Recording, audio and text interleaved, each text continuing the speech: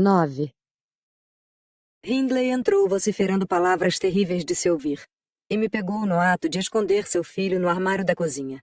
Harrington tinha pavor, tanto dos carinhos brutos de seu pai quanto de sua fúria animalesca, pois corria o sério risco de ser apertado e beijado até a morte, ou de ser arremessado no fogo, ou atirado contra a parede. O coitado ficava bem quietinho onde quer que eu decidisse colocá-lo. "Pronto, finalmente o encontrei!" gritou Hindley, puxando-me pelo pescoço como um cachorro. "Pelo céu e o inferno, estão tentando matar essa criança. Agora já sei porque ele está sempre fora do meu caminho. Mas, com a ajuda do diabo, vou fazer você engolir essa faca de trinchar, Nelly. Do que está rindo? Atirei Kenneth de cabeça no pântano Black Horse. Matar 2 é o mesmo que matar 1. Eu quero matar alguns de vocês. Não terei descanso até fazer isso." "Mas não gosto da faca de trinchar, Sr. Hindley", respondi. "Ela tem sido usada para cortar arenques. Prefiro levar um tiro, se não se importar." "Que o diabo a carregue", disse ele. "E vou ajudá-lo a carregá-la para o inferno. Não há lei na Inglaterra que possa impedir um homem de manter sua casa decente. E a minha é abominável. Abra a boca." Ele segurou a faca na mão e empurrou a ponta entre os meus dentes. Mas, de minha parte, nunca tive muito medo de seus caprichos. Eu cuspi e afirmei que tinha um gosto detestável. Lógico que não engoliria aquilo. "Ah", disse ele, liberando-me. "Vejo que essa pequena criatura não é o Harrington. Desculpe, Nell. Se for ele, merece ser esfolado vivo por não correr para me dar as boas-vindas e por gritar como se eu fosse um diabo. Venha cá, criatura desnaturada. Eu vou te ensinar a se impor a um pai de bom coração e iludido. Diga-me, não acha que o rapazinho não seria mais bonito com as orelhas cortadas? Isso deixa um cão mais feroz. Eu gosto de coisas ferozes. Passa a tesoura, Nelly. Vamos deixá-lo feroz e asseado. Além disso, é uma presunção diabólica essa de que devemos cuidar de nossas orelhas. Já somos burros o suficiente sem elas. Cala-te, criança, cala-te. Pois bem, este é o meu menino. Seque os olhos e dê um beijo em seu pai. O quê? Não vai. Beija-me, Harrington. Maldito seja, beija-me. Por Deus, como eu pude criar tal monstro. Tão certo como estou vivendo, vou quebrar o pescoço desse pirralho. O pobre Harrington estava gritando e chutando nos braços do pai com toda a sua força. E redobrou seus gritos quando ele o carregou para cima e ergueu-o sobre o corrimão. Eu gritei que ele mataria a criança daquela forma e corri para resgatá-lo. Assim que cheguei a eles, Hindley inclinou-se para a frente no corrimão para ouvir um barulho abaixo, quase esquecendo o que tinha em mãos. "Quem está aí?" perguntou ele, ouvindo alguém se aproximando da escada. Inclinei-me para a frente também, para o propósito de alertar Heathcliff, cujo passo eu reconheci, para que não avançasse mais, e no instante em que meu olhar deixou Harrington, ele livrou-se do aperto descuidado que o segurava e caiu. Quase não houve tempo para experimentar um arrepio de horror antes de vermos que o pequeno miserável estava seguro. Heathcliff apareceu no momento exato, e por um impulso natural, ele interrompeu a queda da criança, colocando-a de pé, e em seguida ergueu os olhos para descobrir o autor do acidente. Um avarento que vendeu um bilhete da sorte por 5 shillings e descobre no dia seguinte que perdeu na barganha 5.000 libras não poderia demonstrar semblante mais pálido do que Heathcliff ao reconhecer a figura do Sr. Earnshaw nas escadas acima. Estava estampado em seu rosto a expressão que deixava mais claro do que palavras poderiam fazer, a angústia mais intensa por ter feito de si mesmo o instrumento que frustrou sua própria vingança. Se estivesse escuro, acho que ele teria tentado remediar o erro, esmagando o crânio de Harrington nos degraus, mas nós testemunhamos sua salvação. E eu, sem pensar 2 vezes, já havia descido para pegar meu querido rapazinho no colo. Hindley desceu mais devagar, sério e envergonhado. "É sua culpa, Ellen", disse ele. "Você deveria tê-lo mantido fora de vista. Deveria tê-lo tirado de mim. Ele está ferido?" "Ferido?" gritei com raiva. "Se não estiver morto, certamente terá enlouquecido." "Ah, eu me pergunto como a mãe de Harrington não sai do túmulo para ver como você cuida dele. É pior do que um selvagem tratando sua própria carne e sangue desta maneira." Ele tentou tocar a criança, que ao se aproximar de mim, soluçou em terror.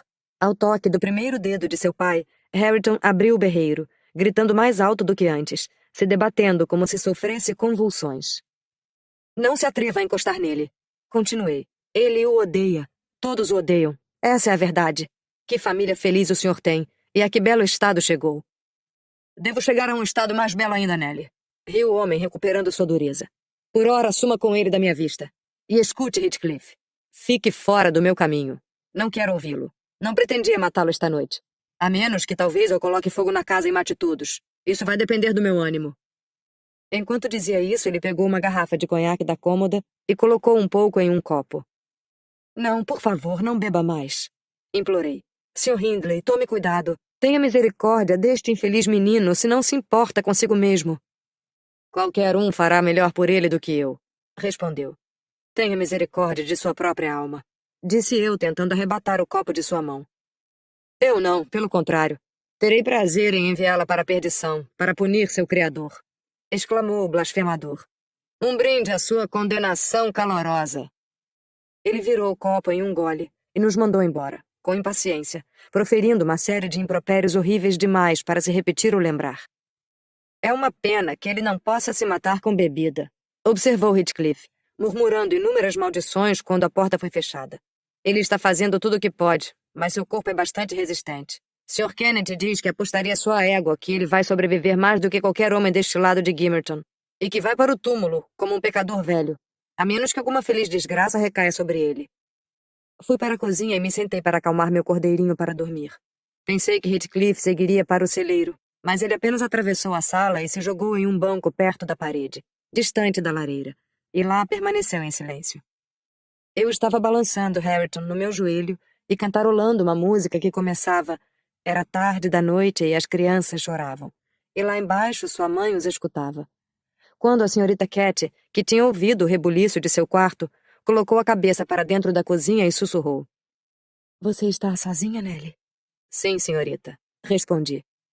Ela entrou e se aproximou da lareira.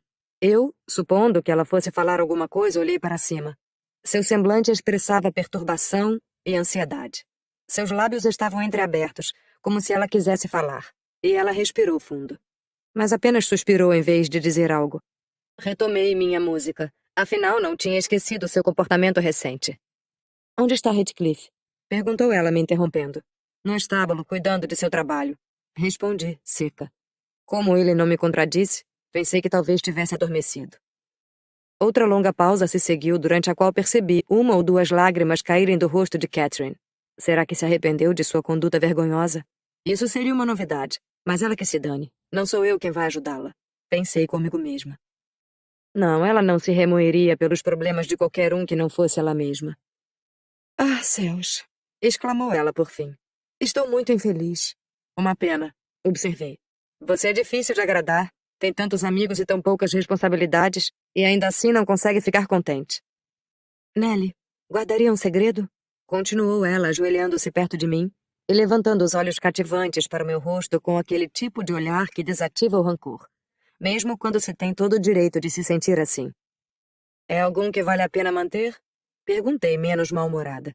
Sim, e isso me preocupa. Preciso desabafar. Quero saber o que eu deveria fazer. Hoje Edgar Linton me pediu em casamento, e eu lhe dei uma resposta. Então, antes que eu lhe conte se foi um sim ou um não, quero que me diga qual deveria ter sido. Sinceramente, senhorita Catherine, como posso saber? Respondi. Com certeza, pela cena que ele presenciou mais cedo, devo dizer que seria sensato recusá-lo, já que pediu depois disso. Ele deve ser um completo idiota, ou um idiota muito corajoso. Se for falar assim, eu não vou dizer mais nada, respondeu ela, irritada, levantando-se. Eu aceitei, Nelly. Seja rápida e diga se eu errei.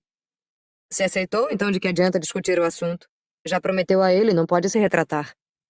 Mas diga se eu deveria ter feito isso ou não, anda logo, exclamou ela em um tom irritado, esfregando as mãos e franzindo a testa. Há muitas coisas a serem consideradas antes que essa questão possa ser respondida corretamente, disse eu. Em primeiro lugar, você ama o Sr. Edgar? Quem não amaria? Claro que sim, respondeu ela. Então decidi fazê-la passar pelo seguinte interrogatório, que para uma moça de 22 anos pareceu-me razoável. Por que você o ama, senhorita Cat? Que bobagem, Nelly. Eu o amo, e isso é o suficiente. De forma alguma. Você deve dizer o motivo. Bem, porque ele é bonito e sua companhia é agradável. Como se isso bastasse, comentei. E porque ele é jovem e alegre. Isso ainda não basta. E porque ele me ama. Isso é indiferente. Vamos lá. E ele será rico, e eu gostaria muito de ser a mulher mais importante da vizinhança. E teria orgulho de ter um marido assim. Pior ainda. Diga-me como você o ama. Como todo mundo ama, ora. Como você é boba, Nelly. Nem um pouco. Responda. Eu amo o chão sob seus pés, e o ar sobre sua cabeça. E tudo que ele toca e cada palavra que diz. Amo a forma como se veste e todas as suas ações. Eu o amo por completo e pronto. E por quê? Não, você está zombando de mim, e é maldade de sua parte. Isso não é brincadeira para mim, disse a jovem carrancuda e virando o rosto para a lareira. Estou muito longe de brincar, senhorita Catherine, respondi. Você ama o Sr. Edgar porque ele é bonito, jovem, alegre, rico e te ama. No entanto, essa última razão vale pouco ou nada. Provavelmente o amaria ainda que ele não te amasse, mas certamente não o amaria se ele não tivesse as 4 vantagens anteriores. Não, com certeza não. Eu deveria apenas ter pena dele. E odiá-lo, talvez, se ele fosse feio e grosseiro. Mas existem vários outros jovens bonitos e ricos no mundo. Mais belos e possivelmente mais ricos do que ele. O que impede que os ame? Se houver algum, não cruzaram meu caminho. Não vi nenhum como Edgar. Quem sabe verá. E ele nem sempre será bonito e jovem. E pode não ser sempre rico. Ele é no momento. E me importa apenas com o presente. Gostaria que você fosse mais racional. Bem, está resolvido. Se você só se importa com o presente, case-se com o Sr. Linton. Eu não quero sua permissão para isso. Eu vou me casar com ele. Você ainda assim não me disse se é a coisa certa. Está certíssima. Se considerar que as pessoas estão certas em se casar pensando apenas no momento. Então diga-me o motivo de estar infeliz. Seu irmão ficará satisfeito? Acredito que os pais de Edgar não farão objeções. Escapará de uma casa desordenada e sem conforto para uma casa rica e respeitável. E ama Edgar, e Edgar a ama. Tudo parece bom e fácil. Onde está o obstáculo? Aqui e aqui, respondeu Catherine, batendo uma mão na testa e a outra no peito. Ou em qualquer lugar que a alma fique. Na minha alma e no meu coração estou convencida de que estou errada. Isso é muito estranho. Não consigo compreender. É meu segredo. Se você não zombar de mim, vou explicar. Não há uma forma coerente de fazer isso, mas vou dar-lhe uma ideia de como me sinto. Ela se sentou perto de mim novamente. Seu semblante ficou mais triste e sério, e suas mãos cruzadas tremeram. Nellie, você nunca teve sonhos estranhos? Perguntou ela de repente, depois de refletir por alguns minutos. Sim, de vez em quando, respondi. Eu também. A vida toda tive sonhos que ficaram comigo depois que acordava, e mudaram minhas ideias e a forma como penso. Esses sonhos passaram por mim como vinho na água e alteraram a cor da minha mente. Bem, vou contar um deles, mas tome cuidado para não rir em nenhum momento.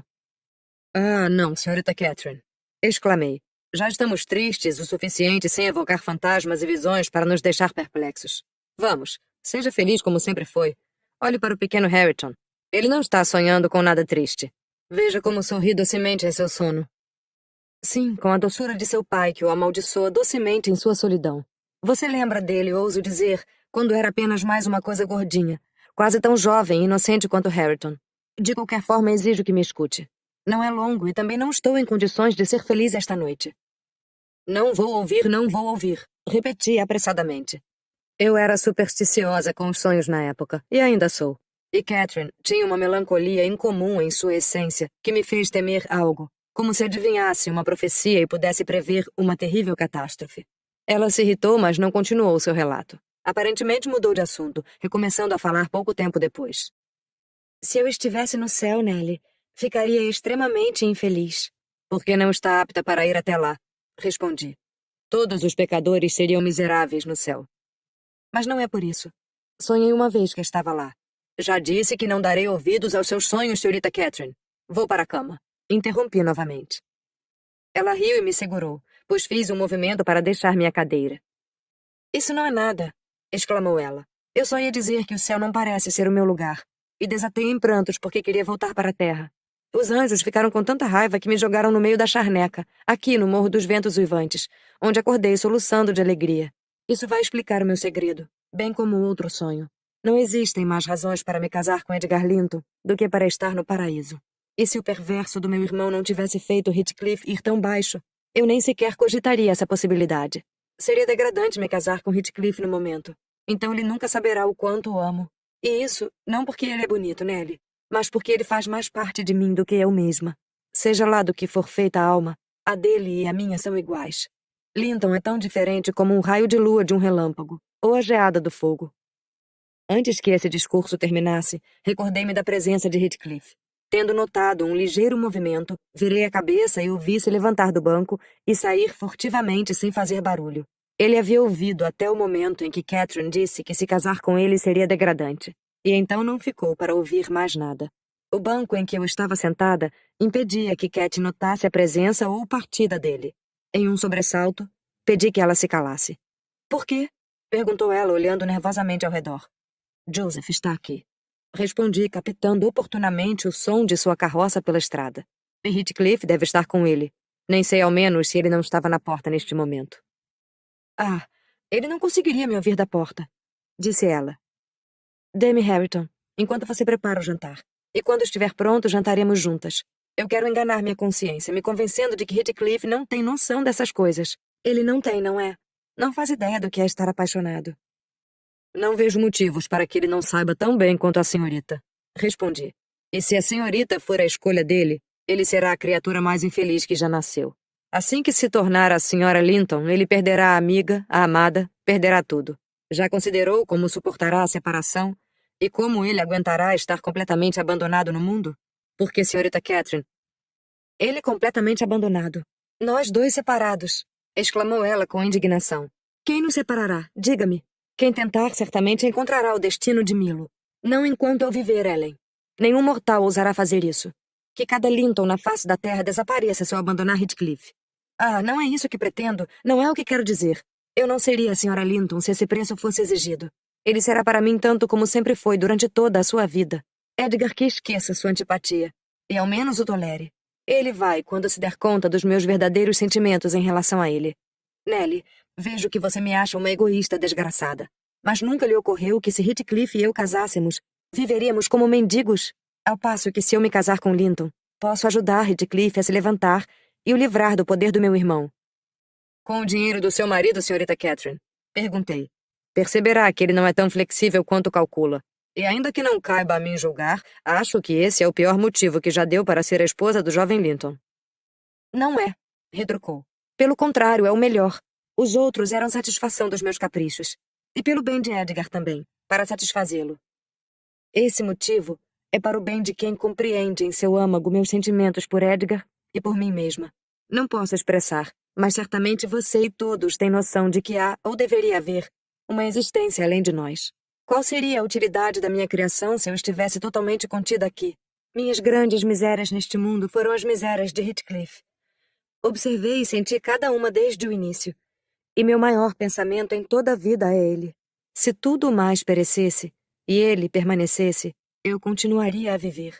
E se tudo mais permanecesse e ele fosse aniquilado, o universo se transformaria em um poderoso estranho. E eu não seria mais parte dele. Meu amor por Linton é como a folhagem na floresta.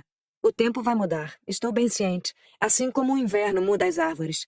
Já meu amor por Heathcliff se assemelha às rochas eternas, escondidas sob o bosque. Uma fonte de pouco deleite visível, mas necessário.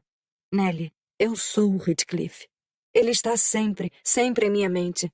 Não como um prazer, não mais do que sou para mim mesma, mas está lá como o meu próprio ser. Então não fale de nossa separação de novo. É impraticável e... Ela fez uma pausa e escondeu o rosto nas dobras do meu vestido, mas eu a empurrei forçosamente, afastando-a. Estava sem paciência para sua loucura. Se estou entendendo esse seu absurdo, senhorita, disse eu, só me convence de que ignora os deveres que assume ao se casar. Ou então que é uma garota má e sem princípios. Não me conte mais segredos, não prometo guardá-los. Guarde ao menos este, por favor, perguntou ansiosa. Não prometo nada, respondi. Ela estava prestes a insistir quando Joseph entrou e interrompeu nossa conversa. Então Catherine colocou seu assento em um canto e cuidou de Harrington, enquanto eu preparava o jantar. Preparado o jantar, Joseph e eu começamos a discutir sobre quem o levaria ao Sr. Hindley. E não resolvemos isso até que o prato estivesse quase frio. Então chegamos ao acordo de que o deixaríamos pedir por sua refeição, se assim quisesse. Temíamos estar em sua presença depois que ficasse muito tempo sozinho. E como aquele traste não está aqui? Ainda não veio do campo? Onde está aquele imprestável? Perguntou o velho, olhando em volta e procurando por Heathcliff.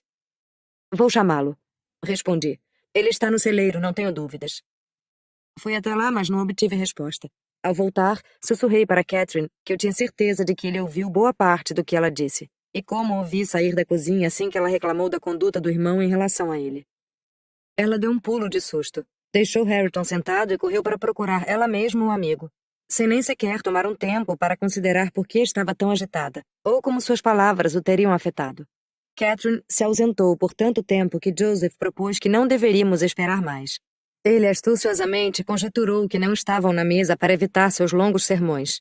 De acordo com ele, eram arredios o suficiente para esse tipo de coisa.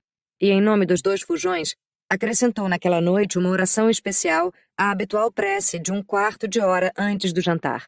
E teria feito outra prece ao final se não fosse a senhorita Cat entrar para interrompê-lo, e apressadamente o mandasse correr pela estrada e encontrar Heathcliff onde quer que tenha vagado e trazê-lo de volta. Quero falar com ele. Preciso falar com ele antes de ir para a cama, disse ela. E o portão está aberto. Ele está em algum lugar fora do alcance dos meus gritos, pois não me respondeu.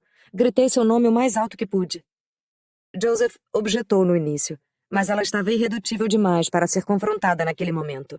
Por fim, ele colocou o chapéu na cabeça e caminhou resmungando. Enquanto isso, Catherine andava de um lado para o outro. Pergunto-me onde ele está. Onde ele pode estar? O que eu disse, Nellie? Já esqueci. Ele ficou irritado com o meu mau humor nesta tarde? Diga-me o que eu disse para magoá-lo. Queria que voltasse logo. Tanto tumulto para nada, disse eu, embora eu mesma estivesse bastante aflita. O menor dos barulhos lhe assusta. Não é necessário tanta comoção se Heathcliff quis sair à luz do luar para dar um passeio pela charneca.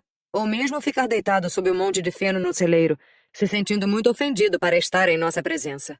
Estou certa de que está se escondendo por lá, enquanto nos ouve chamá-lo. Veja se eu não o desmascaro.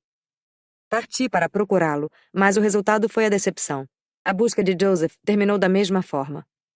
Esse inútil não quer nada com a vida, observou Joseph ao voltar. Deixou o portão aberto e o pônei da senhorita pisou no milharal, seguindo direto para o prado. Amanhã, quando o patrão souber disso, ficará furioso, e que Deus tenha piedade desse inconsequente. Já deveria saber que não se deve aborrecer o patrão. Encontrou Heathcliff, seu imbecil, interrompeu Catherine. Procurou-o como ordenei.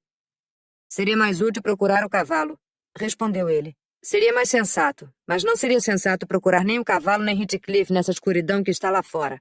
E o rapaz não é do tipo que responde a assobios. Talvez seja melhor que vocês chamem por ele. Era uma noite muito escura para o verão. As nuvens pareciam inclinadas a trovejar. E eu disse que era melhor todos nos sentarmos. A chuva que se aproximava certamente o traria para casa sem maiores problemas. Contudo, Catherine não seria facilmente persuadida a ficar sossegada. Ela continuou vagando para lá e para cá, do portão à porta, em um estado de agitação excruciante. Finalmente aquietou-se em um lado da parede perto da estrada, onde permaneceu sem se importar com minhas reclamações ou o rugido do trovão, ou ainda com as grandes gotas que começaram a cair em torno dela. Chamava-o em curtos intervalos, apurando os ouvidos em seguida. Por fim, desatou a chorar. Chorava mais do que Hareton, ou do que qualquer outra criança costumaria fazer. Por volta da meia-noite, enquanto ainda estávamos sentados, a tempestade castigava o Morro dos Ventos Vivantes com fúria total. Houve um vento violento, bem como um trovão, e um ou outro que rachou ao meio uma árvore no canto da residência. Um grande galho caiu sobre o telhado e derrubou uma parte da chaminé leste, atirando várias pedras e folhagem para a lareira da cozinha. Achamos que um raio tivesse caído no meio de nós, e Joseph ficou de joelhos implorando ao Senhor que se lembrasse dos patriarcas Noé e Ló, e como nos tempos antigos, poupasse os justos, embora ferisse os ímpios. Tive um certo pressentimento de que o que acontecia naquele momento poderia ser um julgamento sobre nós também. Em minha mente, Jonas era o Sr. Earnshaw, e para verificar se ainda estava vivo, fui até seu quarto e sacudi a maçaneta da porta. Ele respondeu de forma bastante audível, de modo que fez Joseph vociferar, com mais clamor do que antes, para que o Senhor fizesse distinção entre os santos, como ele, e os pecadores, como seu patrão. Contudo, o tumulto passou em 20 minutos, deixando todos ilesos, exceto Cat, que ficou completamente encharcada por sua obstinação em recusar a se abrigar, e ficando sem chapéu ou um chale, completamente exposta ao dilúvio que caía. Ela entrou e deitou-se no banco, toda encharcada como estava, virando o rosto para a parede e colocando as mãos sobre ele. Bem, senhorita, exclamei, tocando seu ombro. Creio que não esteja inclinada a morrer, não é? Sabe que horas são? Faz meia hora que passou da meia-noite. Levante, venha para a cama. Não adianta esperar mais por esse menino tolo. Ele provavelmente foi para Gimmerton e ficará lá. Acredito que ele deve pensar que não esperamos por ele até esta hora. Pelo menos não nós, mas apenas o Sr. Hindley estaria de pé, e ele prefere evitar que o patrão lhe abra a porta. Não, ele não foi a Gamerton, disse Joseph. Pergunto-me se ele não está em uma situação difícil, afundado no pântano. Cuidado, senhorita, para que não seja a próxima. Louvado seja Deus que nos livra do mal no meio de tanta heresia. As escrituras dizem que... E ele passou a citar vários trechos bíblicos, referindo-nos a capítulos e versículos onde poderíamos encontrá-los. Eu, tendo inutilmente implorado a menina obstinada que se levantasse e removesse as roupas molhadas, deixei ambos ali, ele pregando e ela tremendo, e me dirigi para a cama com o pequeno Hareton, que dormia tão tranquilamente como se todos estivessem dormindo em torno dele. Ainda ouvi Joseph ler um pouco depois, então notei seus passos lentos na escada e finalmente adormeci. Descendo um pouco mais tarde que o normal, vi pelos raios de sol que penetravam pelas frestas das venezianas que a senhorita Catherine permanecia sentada perto da lareira. A porta da casa também estava entreaberta, e a luz entrava pelas janelas abertas. Hindley estava próximo à lareira da cozinha, abatido e sonolento. "O que a aflige, Cat?" perguntava o Sr. Hindley quando entrei.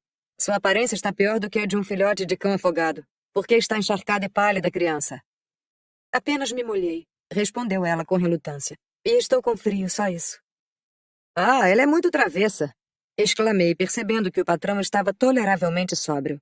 "Ficou na chuva de ontem à noite, sentada a noite inteira, e não consegui convencê-la a se mexer." O Sr. Earnshaw nos olhou surpreso. "A noite toda?" perguntou. "O que a manteve acordada? Não tem medo do trovão, certo? A trovoada terminou faz tempos."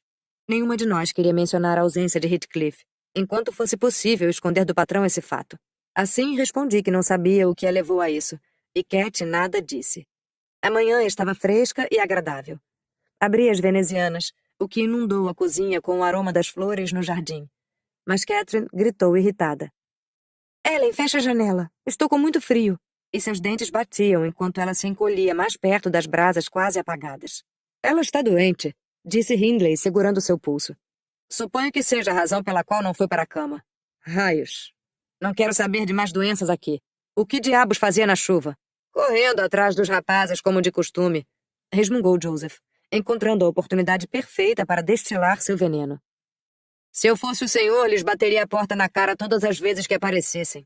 Não há nenhum dia sequer que o patrão não está em casa que o jovem Linton não apareça. Enquanto isso, Nelly fica na cozinha, à espreita de sua chegada para avisá-los. É o patrão entrar por um lado e ele se esgueirar pelo outro. Ainda tem esse comportamento pecaminoso da senhorita Cat a sair pelos campos à meia-noite atrás do maldito Heathcliff. Veja só, pensam que estou cego? E quanto a você?" disse, dirigindo-se a mim. "Sua imprestável, acha que não a vi correndo para dentro da casa assim que ouviu o cavalo do patrão se aproximar?" "Silêncio, seu bisbilhoteiro!" gritou Catherine. "Não vou tolerar suas insolências na minha frente. Edgar Linton veio ontem por acaso, Hindley. E eu mesma o mandei partir, pois sabia que não gostaria de encontrá-lo no estado em que estava."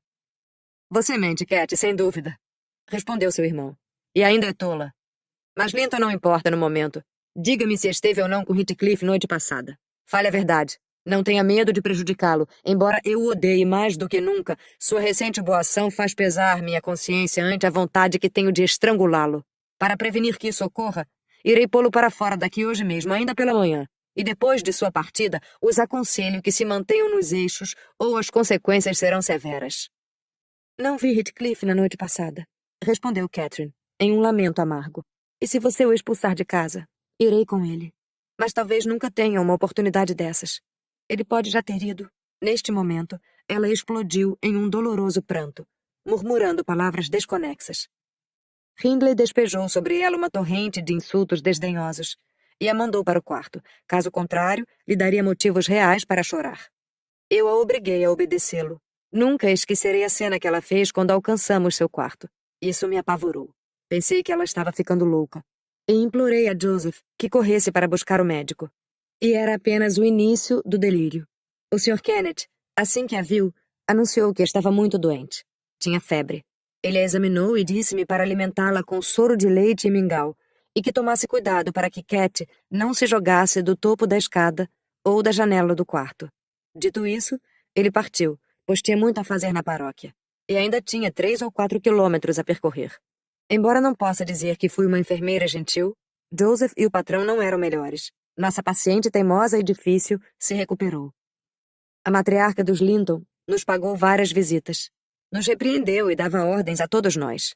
Quando Catherine estava se recuperando, a Sra. Linton insistiu em transportá-la para a Granja dos Turdos, o que nos deixou bastante gratos por nos livrarmos do fardo que carregávamos. Entretanto, a pobre dama tinha motivos para se arrepender de sua bondade. Ela e seu marido pegaram febre e morreram em poucos dias, um após o outro. A senhorita voltou para nós mais insolente e arrogante do que nunca. Heathcliff não havia sido visto desde a noite da tempestade, e certo dia tive o infortúnio, quando ela me provocou excessivamente, de culpá-la por seu desaparecimento. O que era verdade, como bem sabíamos. Daquele momento em diante, por vários meses, ela não me dirigia a palavra, com exceção das corriqueiras, como a qualquer criado. Joseph teve o mesmo tratamento, mas insistia em falar o que pensava e lhe repreendia como se fosse uma garotinha.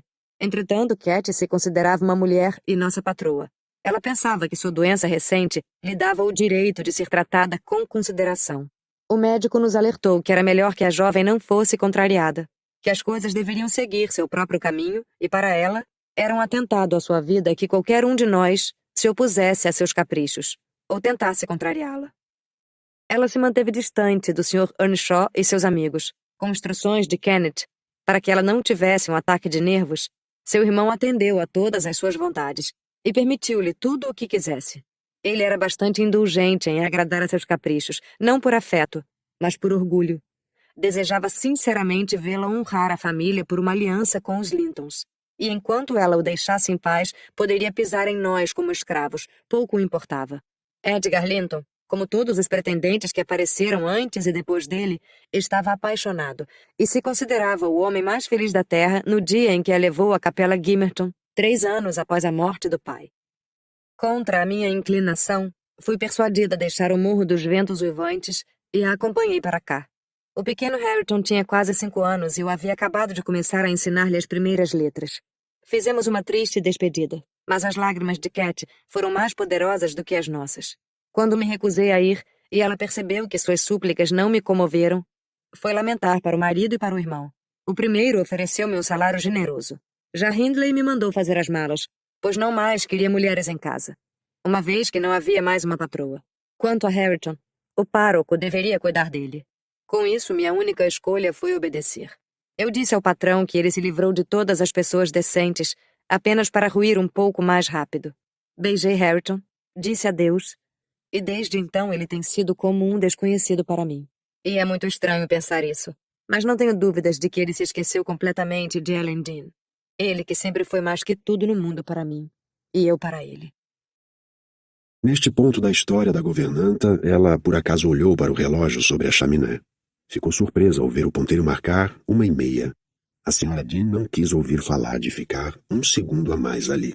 Na verdade, me senti bastante disposto a adiar a sequência de sua narrativa eu mesmo.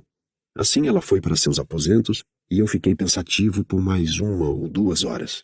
Devo reunir coragem para ir também, apesar da preguiça e da dor que toma conta de todos os meus membros.